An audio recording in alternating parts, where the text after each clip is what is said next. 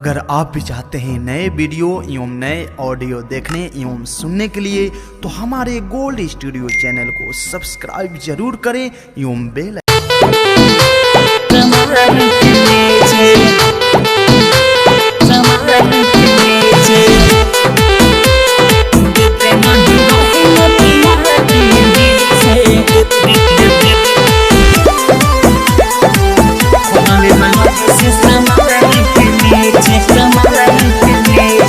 जितना ही रही नतिया के ही से खुदले बलगी से सामान के नीचे, जितना ही रही नतिया के ही से खुदले बलगी से सामान के नीचे।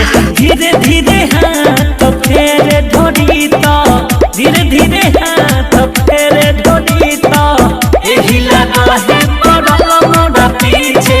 जितना ही रही नतिया के यही से खुदले बलगी से सामान के नीचे, देते नहीं रही नतिया के यही से खुदले बलगी से सामान के नीचे। सामान के नीचे रिकॉर्डिंग बा आइडिया से सामान के नीचे, म्यूजिक बाय अभिषेक गुप्ता। खुदले बलगी से सामान के नीचे, सामान के नीचे। कितनो पुल्हावे देते नहीं रही इहे कुल ही सोच के छोड़ दे ले ऐसन नतिया को जगह पखर कोच के।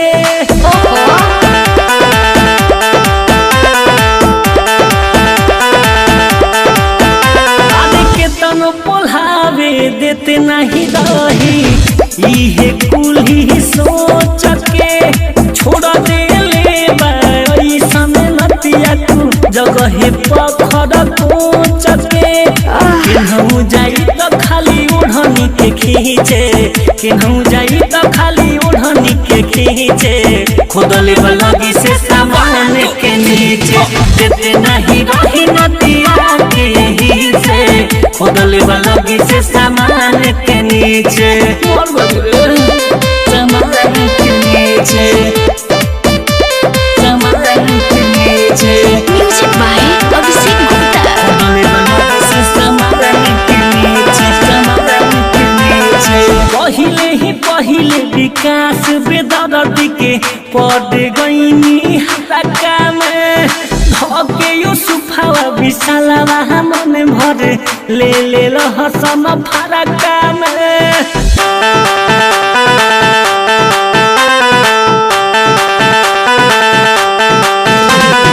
पहिले ही पहिले विकास बेदर्दी के पड़ गईनी हरका में धके दिलाला में विशालवा मन भर ले ले हसन फरका में।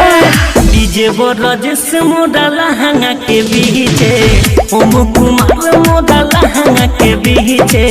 खुदले बलगी से सामान के नीचे, देते नहीं रही नतिया के यही से खुदले बलगी से सामान के नीचे। धीरे धीरे हाथ फेरे ढोरी तो, धीरे धीरे हाथ फेरे ढोरी तो यही लगे पड़ल मोड़ा पीछे। देते नहीं रही नतिया के यही से खुदले बलगी से सामान के नीचे, देते नहीं रही नतिया के यही से खुदले बलगी से सामान के नीचे। रिकॉर्डिंग बा